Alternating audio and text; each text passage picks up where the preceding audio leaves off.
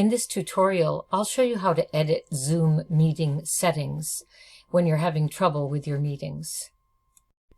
Open Zoom and go to you'll start at your home screen.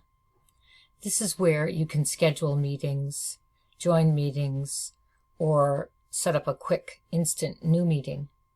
But instead, we're going to look up here at this meetings link and click. And you'll see that all the meetings that you've created and scheduled are listed here. I'm going to click on this meeting, and then in order to make changes or review how the meeting is set up, I can just click Edit. So up until now, everything is the way that I'd like it to be. I'm going to click on Advanced Options, however, and you want to make sure of a couple things. First, you want to disable the waiting room.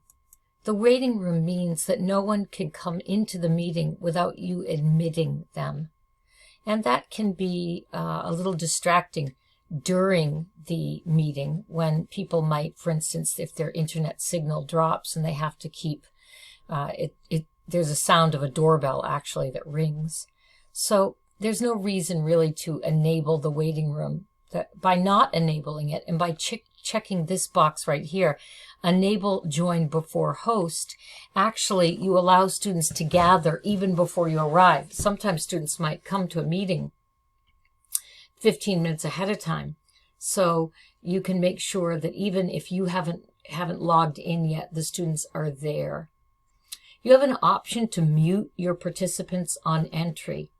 That means that they won't be able to hear each other and everyone will be silent at the beginning of the meeting. You can decide whether you prefer to enter that way or whether you would like students to be able to chat.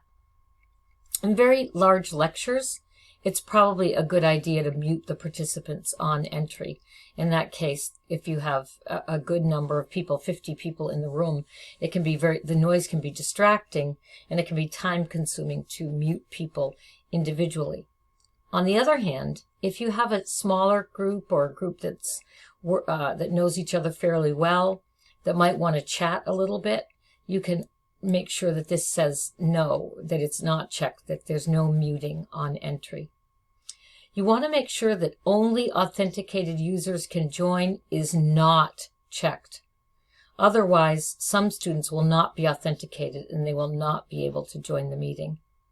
Finally, you can decide if you want to automatically record the meeting, either locally or in the cloud.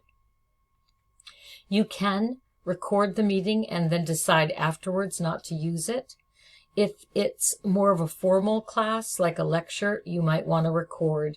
If it's just a general chat or discussion, it might not be meaningful.